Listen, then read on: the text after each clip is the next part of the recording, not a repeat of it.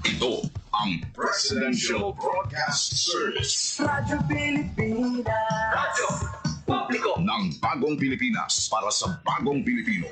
Naghahatid ng mahahalagang balita at impormasyon na guugnay ng pamahalaan sa sambayanan. Tulay sa himpapawid ng serbisyo publiko. Radyo Pilipinas. Radyo Publiko. Ang boses ng Pangulo. Sa Iloilo, Radyo Pilipinas. 585 AM. Philippine Standard Time, alas 8:31.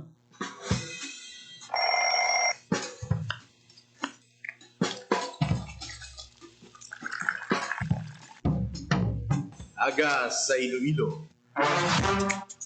Masako. Magahod. Mabagsik. Panibagong adlaw pagkatapos ng paghuway sang gabi antes. Bago nga paglaom. Isa naman kapag lumakas sa matahong nga palaabuton. Iloilo Morning, ang programa kaupod ninyo sa pamahaw kunaga. Magadulong sa labing ulihi nga balita. Mga istorya halin sa Iloilo, kag iba niya bahin sang rehiyon. Mga ginahuluhang balan, kag mga trending topics sa social media. Ululupod naton at tubangon ang maayo nga aga. Magpamati na sa Iloilo Morning. Diri sa 585 kHz sa AM band sa inyong mga radyo. Radyo Pilipinas Iloilo, the only government radio station in Western Visayas.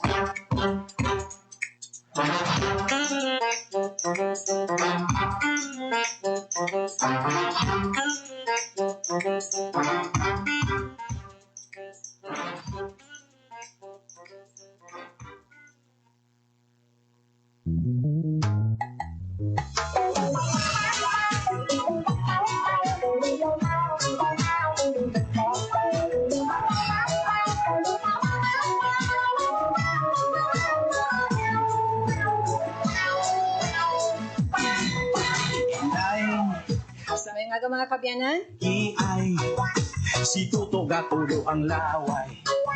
Good morning gid sa mga nakaupod naton subong iyang aga diri sa programa. Ay, It's Iloilo Morning Time.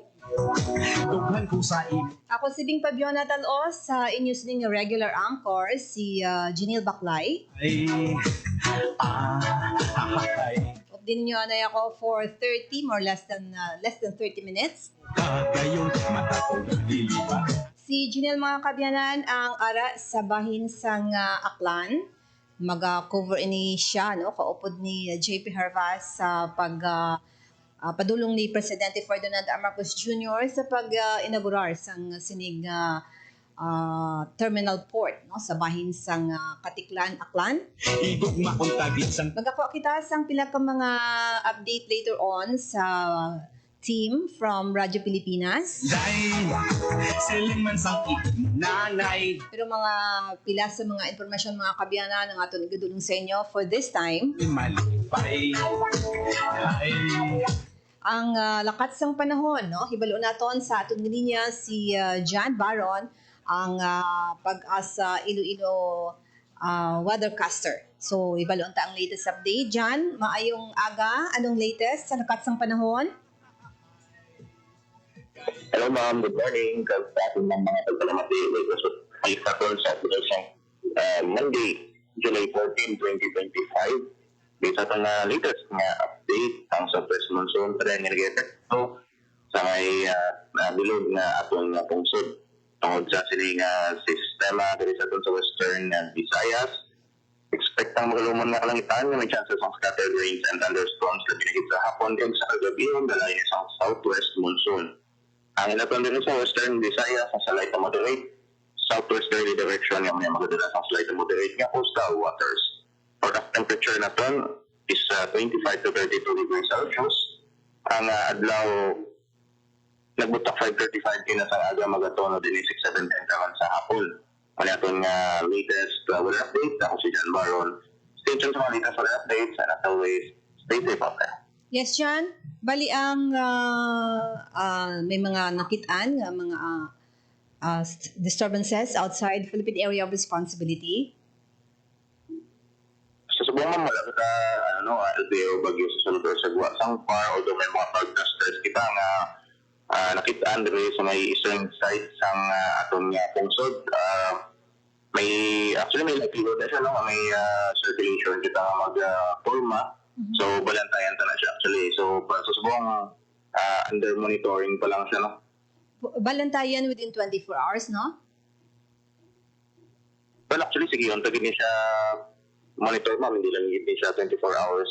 Sige, yung tagin niya siya monitor kay una ganun, no? May chance siya nga may possible nga circulation nga matabo. And ang inibala ang aton sining heat index sa nagalabot sa pila. Actually, ang ating heat index, actually, in-expect ka na siya, pwede din siya maglabot up until 40 degrees Celsius. Okay? Although, na-expect natin na pang disguise kita sa buong nakita natin do most likely sa hapon pala, no? And even sa buong fair weather pa naman ta. So, gusto lang fair weather sa init na siya hapon. So, most likely na mag-spike up na natin nga heat index, no? So, pwede na siya actually maglabot sa 40 degrees Celsius. Protect natin lang, no? Pag magambak na 40 degrees Celsius, ang forecast ng heat index that doesn't pay nga 40 degrees Celsius na siya. Pwede na siya actually magsaka pa na. Given nga, kita na namin simpo sa buong area. And tomorrow until Wednesday, Jan, bali pareho ni yung weather na ton? Yes, ma'am. Actually, for the next coming days, kita no, ang same weather condition man kita. Pero, take note na lang kay siyempre raining season na kita sa mga aton nga hangin habagat na may mga expectation tagi hapon niya nga matupa ang aton nga ulan especially sa hapon kay sa gabi. So hindi kita pagkampanti kay pagkisarabi kong aga doon namin man ang tiyempo.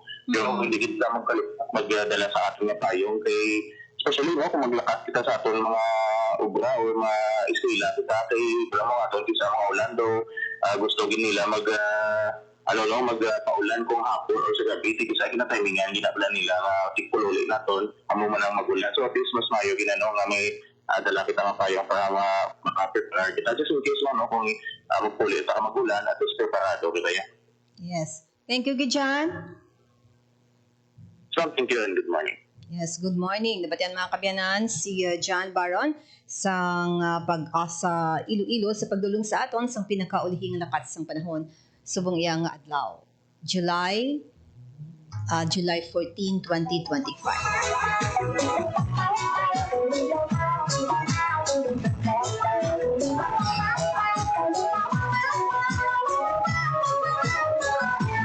Tingnan natin mga kantak mga kabyanan ng ating siniyang team from Navas Aklan. Hibalo natin dala ang nagakanabo dito sa bahin sang ipadulungan ni Presidente Ferdinand R. Marcos Jr. subong iyang aga sa iya sining pagpanguna sang inaugurasyon sining Katiklan Port dito iya sa Navas Aklan. Si JP and also si Jeniel ang ato dito ibalo naton ang pila sa mga update no ang aton sa iyang pagpakigangot sa ila. Malapot sila na ang dukan ko inday. Kay gali na rumpa. Ada sa atong line sa bahin sang Navas Aklan si JP. Ibalo naton ang mga senaryo sa bahin sang Navas sa kay ang ining inaugurasyon mga kabyanan ang hiwaton later pa no mga 9 o'clock, no less than the President. Si Presidente Ferdinand R. Marcos Jr. ang magapanguna sa sining aktibidad.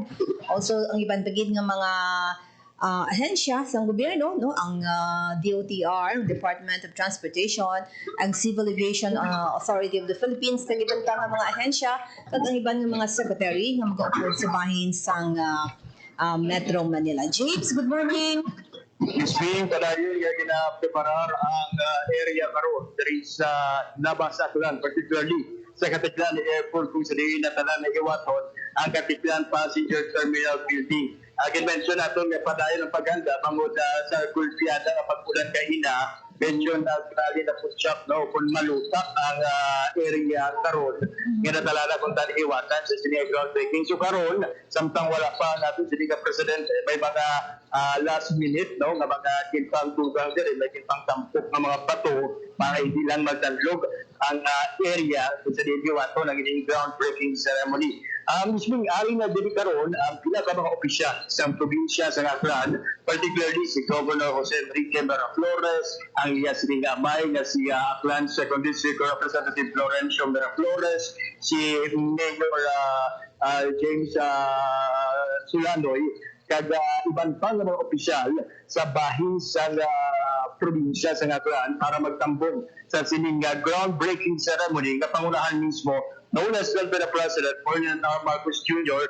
kaupod ni Secretary Vince Dizon. And speaking of Secretary Vince Dizon, kung hindi tamad sila misting, siya na ang nag-abot rin pagkugitamang sa venue kaya kinaalalayan na ron sa atong sinig na mga miyembro sa komite. Kaya together with the Secretary Vince Dizon, mag-upod man sa sining aktibidad, based sa advisory nga nakuha natin, si BB Deputy Secretary Manuel Bonoan, kag si Mr. Ramon ang chairman, kag Chief Operations Officer, COO, sa San Miguel Corporation, nga abo naman ang ginatawag major stockholder sa sining paluparan. Ginatuwa pa natin misbig makuha karon ang kabubusan nga detalye sa sining proyekto as to how much kaga, as to how big ang ining proyekto.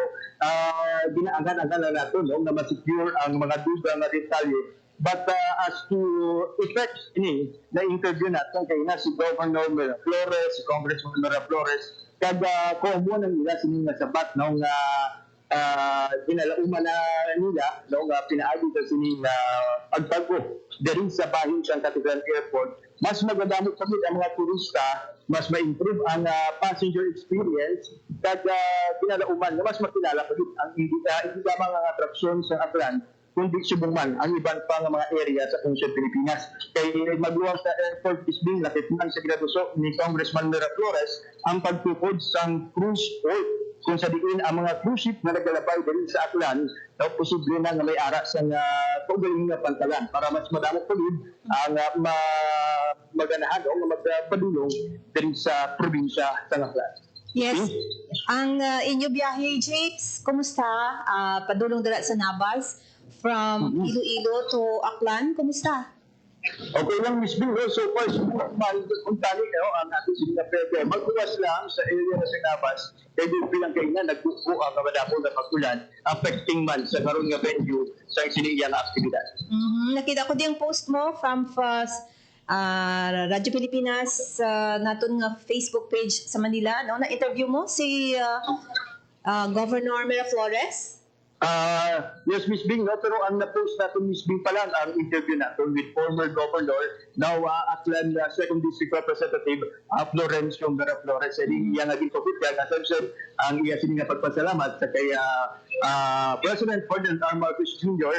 at the same time kay Mr. Ramon sa sinubuli panamitong pagid ang Cathedral Airport kag ginalauman niya na mas makilala pagid ang probinsya sa Aklan kag mas madamo pagid ang magapadulong sa isla sa Boracay kay ini nga Cathedral Airport mismo amo ni ang survey nga gateway sa mga turista padulong sa pamosyo nga isla sa Boracay. Yes. And also, Japes, kung pwede mo masaylo sa kay Janelle, ang imong nga telepono, pangayuan naton sa pila ka mga update, no? Ang mga listeners ni Janelle sa sininga programa, nagahulat sa iya sininga tingog, Jen. Anong mga iban pa nga mga concerns sa sining aktibidad dala sa pagpanguna ni Presidente Ferdinand R. Marcos Jr., Jen? Yes, Mambing, no, padayon kita nga nagahulat diri sa pag-abot ng presidente, settle down na ang kada isa kay sa pila gid lamang ka minutos, no, maabot na aton sining presidente. Ang challenge diri kagina, Mambing, medyo malutak na aton sining sitwasyon. Tungod na nagulan pero sa subong fine weather na ang sitwasyon. Ang ining malapad nga area sang Katiklan passenger terminal, na-interview naton kagina si Mayor James Sulanoy. Dako gid nga bulig para sa anticipation sang madamo ang mga pasahero na nagapadulong diri sa may probinsya sa Aklan, particular diri sa may isla sang Boracay. So ining expansion santo sa key features sang sining passenger terminal. Ako na human ini mambing ang ining area capable ini to cater sang ginabanta 700 o 7 million annual passengers. So kalabanan sini sa mga expected ng mga passengers, mga turista din kalabanan, no? Nagapadulong diri sa may area sang Aklan, particular sa Katiklan kada Boracay. Kag ang manami pag diri kay overlooking diri ang mga dalagko nga daw electric fan bala niyo, windmill, ari diri. So kung ikaw turista pag panaog mo, makitaan mo gid ang the welcome din mo blang windmill daw pagkadto mo di sa nabas kada Aklan, hindi ka magpuli dayon bla. Amo na ang kanami diri. So actually ang ambal ni Mayor James Solanoy na ginalink nila ang tanan ng mga tourism areas from beach, White Beach ng Boracay, kilala ang nabas sa Cold Springs ini. So kung gusto mo mag-swimming ka, damo-damo di sa Cold Spring kay kanamo isang forest sang ano mo sang nabas. So pag panahog mo sa airport, kung gusto mo nga masiling ka dito kana sa Cold Spring pabuwas dito naman ako sa Boracay. So ang linkages dere amo ni ka makita naton ang pagboom no sang ekonomiya kay ang airport yung gateway na sang tourism industry kay para sa mga akyanon dako gid ni nga break sa ila. So amo ni ka importante nga bisan si President Marcos very supportive sa sini nga mga kampanya in partnership sang partners ang pag-develop sa sining airport ang Philippine Corporation. Sa dugay-dugay pa na siguro nga plano sa atong sining presidente kitaon gid rin no kung mag-bank ng presidential plane. Mga pila ka minutes ni Jen ang from the dira padulong sa Boracay. Katiklan terminal. Kamagayon mambing medyo mga pila ka minutes ang pagpakadto sa Boracay from the Katiklan port dira. At ilapit lang gid siguro kung halin ka sa pagwa mo sa arrival area sa airport in 5 to 10 minutes siguro nakana sa port sa Boracay. Ang mga ambal na dito kay kung dito sila mag-extend sa may area sa Malay kabala mo unique ining airport kaya ang airport located in 2 municipalities pero ito nga ini pero dapat area sa Nabas. So hindi sila ma-expand dito sa may area sa Malay kay medyo congested dito. Plus pa nga medyo traffic dito nga area. So ang area sa Nabas strategic ito tama mahawak ang highway may extra space gid nga pwede ma-maximize sa aton sa passenger terminal na nga diri na pilian ang ining terminal mambing. So far ginakulat na lang nato no ang aton sining presidente kag siguro pila ka mga officers karon from DOTR kaya nga pa lang diri mga LGU officials nga maga-welcome sa aton siniya na presidente mambing. Yes, and ang travel time ninyo Jen from Iloilo mga 5 hours gid man. Siguro kung smooth driving mga dira no mga 4 to 5 hours smooth na no na biyahe pero kung timan gasigon mo gid mga dira sa 4 hours siguro maka from Iloilo to Boracay. Yes, okay. So thank you Jen no sa mga information update kita later on ha sa mga pila pagid ka mga local program. Ibalik ko kay JP. Yes, Japes. Yes, Miss Bing, currently kinaka-plaster na ang mga bisita, Miss Bing, para sa nasalaan ng pag-abot ni Presidente Marcos. Miss Bing? Yes, Miss Bing, may... Oo. So, mabalik lang ka mo later on, Japes, ha? Mahatag kami sa dugang mga detalye for the meantime. Inaamay sa report ng madulong natin sa pagpangalagan sa programa Iloilo Morning. Para sa Bagong Pilipinas, JP Arbas, Radyo Pilipinas, Radyo Public. Yes, thank you very much, JP Carvas and Janelle Baclay sa report, no? Ang pagbantay nila sa pag-abot ni Presidente Ferdinand R. Marcos Jr. Pila sa mga detalye, balo naton ang konpilagid, no? Ang budget sa pagtukod no on pag-improve sa ning terminal port sa bahin sang Nabas Aklan. Si Tuto Gatulo ang laway hindi makatulog sang dugay. Isa ina sa mga manami nga mga projects ang karon iyang administrasyon no sa pag-improve sa mga nanuhay-tuhay nga mga airport. Ginabantayan man naton gani diri sa bahin sang Iloilo Airport ang rehabilitasyon. Ay, Last time ang Antique Airport man no ang nakaago man sang rehabilitasyon, nagpanami man may terminal area nila ginpalapad. malapor sila na. And now the Katiklan Port mga Kabyanan Airport no sa bahin sang Nabasaklan. Gali na kung Ang Katiklan and Nabasaklan no malapit lang mga Kabyanan. sang imuta. Dito ini sa mga areas the likes of Boracay. Kung mga Pagsabahin man sang iban nga mga areas sa bahin sang Antique no Aklan kag Antique. siling man sang nanay. Tama manadara manami nga mga resort no mga pwede madayunan or magbakasyon sa bahin sang Nabas. Ay, sa imo pang lakat matulog. Alam tayo ng iba ng mga detalye mga Kabyanan. Gina-expects Presidente Ferdinand R. Marcos Jr. by 9 or past 9. Dugan ko inday. Kay gali na kung Sabahin man dali sa Iloilo.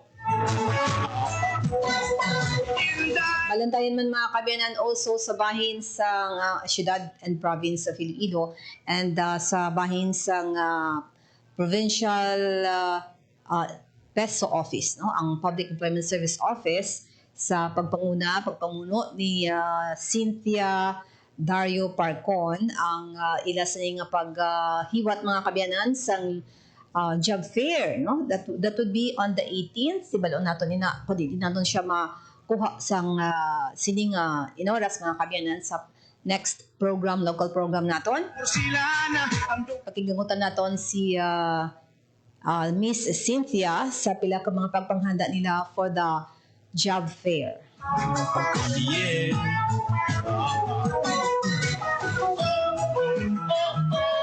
Sa passenger terminal building sa Katiklan Airport ang pagbisita gid no ni Presidente Ferdinand R. Marcos Jr.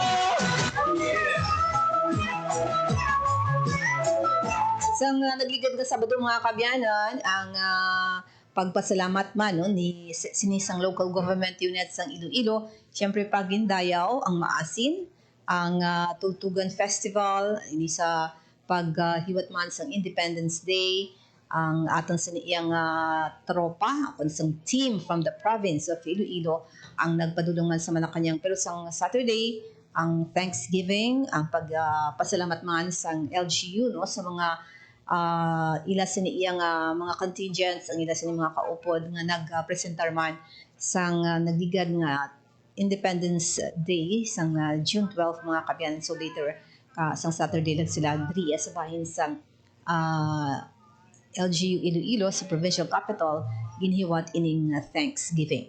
Yeah. Kay gali na kung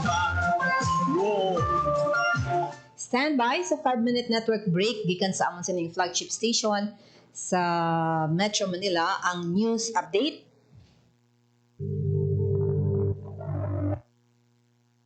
Ang pila pagid sa mga local programs bandayan man mga Kabyanan sa aton sa dulong sa inyo sa mga pila ka mga impormasyon.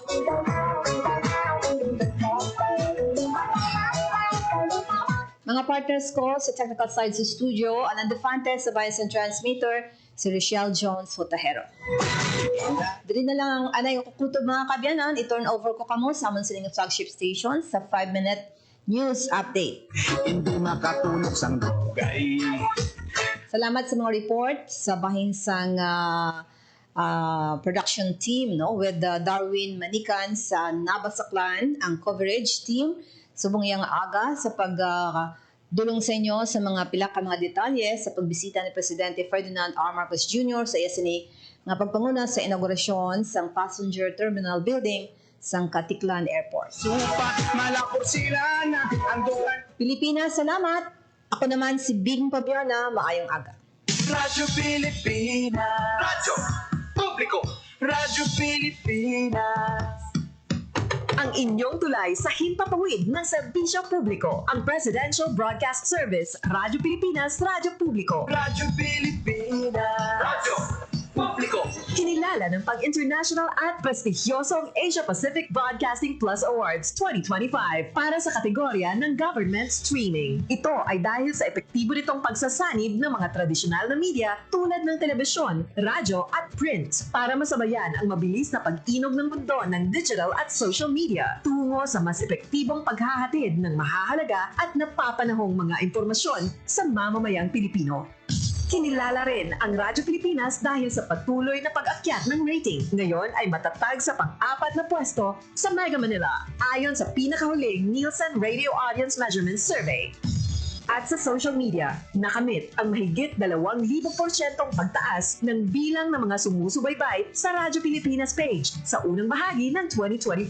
Patunay ito na ang inyong Radyo Pilipinas Radyo Publiko ay tunay na kaagapay ng inyong pamahalaan sa paghahatid ng serbisyo sa mga mamamayang Pilipino. Mula sa aming lahat, sa ngalan ng inyong pamunuan at mga kawani ng Presidential Broadcast Service, kasama ang inyong mga himpilan ng Radyo Pilipinas sa buong kapuluan. Maraming salamat po sa inyong lahat, sa inyong pagtangkilik at pagkilala. Radyo Pilipinas. Radyo